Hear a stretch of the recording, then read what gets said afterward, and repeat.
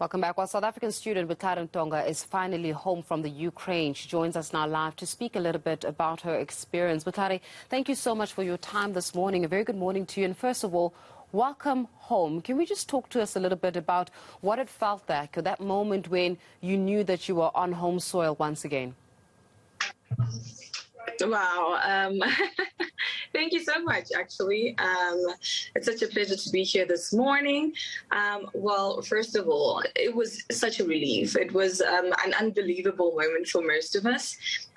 There was a time where we, of course, did not believe that maybe we would be able to make it all this way home. And we're just so grateful to God and all the partners that were involved in making sure that we arrive home safely, for all of their efforts in ensuring that this was like a goal that we all had and was properly achieved. So much relief, yeah.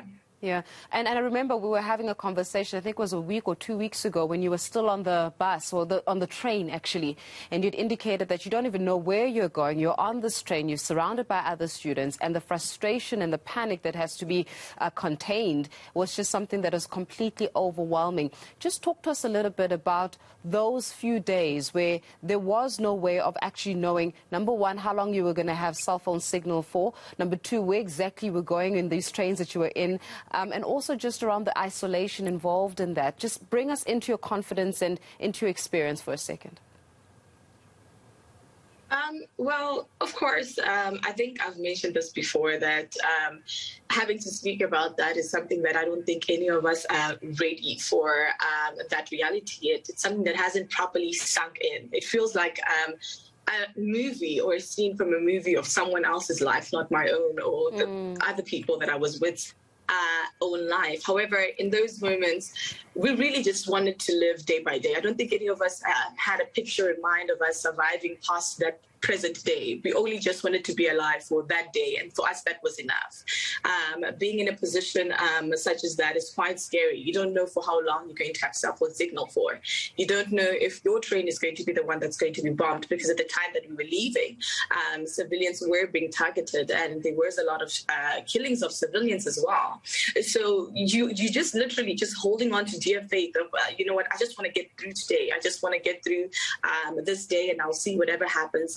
Tomorrow I'll do with tomorrow, but for today I just want to keep alive today, which is actually very difficult, because I mean, like, it's completely out of your control.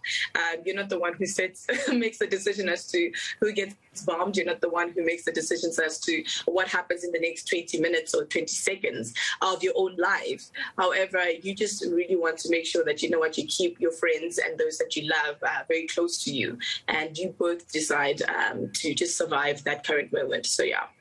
Yeah, it certainly was one of those moments that I think that us as South Africans, in the comfort of our homes, knowing the fact that we do not have bombs that are going off outside, will never fully be able to comprehend in terms of just what you had to experience as a young person in the Ukraine.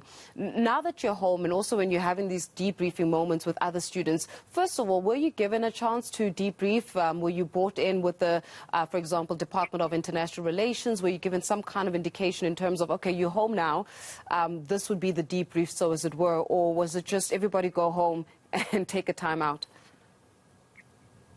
I think the Department of International Relations really did their best to make sure that, you know what, our students are accommodated for, by maybe speaking to the spokespeople who were involved in our case. However, I think at this moment, since, I mean, we just came back on Thursday, they're just really trying to make sure that, you know what, we're well rested and just relaxed in this moment, and all of us will take the next step within the next couple of days following that. But for now, we're just all just trying to relax, keep calm, and, you know, we're really exhausted. I remember the fact that I came back on Thursday, but I've been, my family's like, why are you always sleeping? And I'm like, guys, I'm tired. You know, so I think the Department of International Relations as well is just trying to make sure that we're all well rested before we can all think about the next step within our lives as a whole team. So, yeah.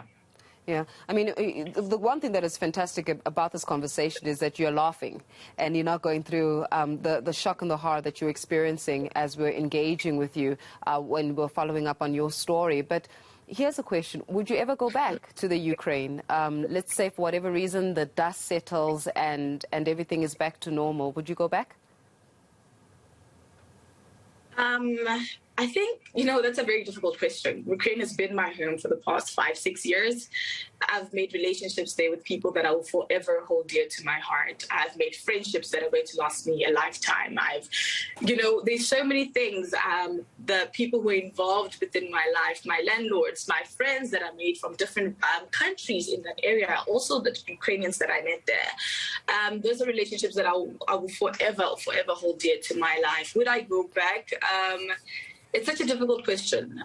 We face so much trauma in that place that I'm not sure that I would mentally be able to cope if I was to go back. However, I understand also that, Ukraine will never be the same Ukraine that I left or the same Ukraine that it was before the Thursday that began the bombings.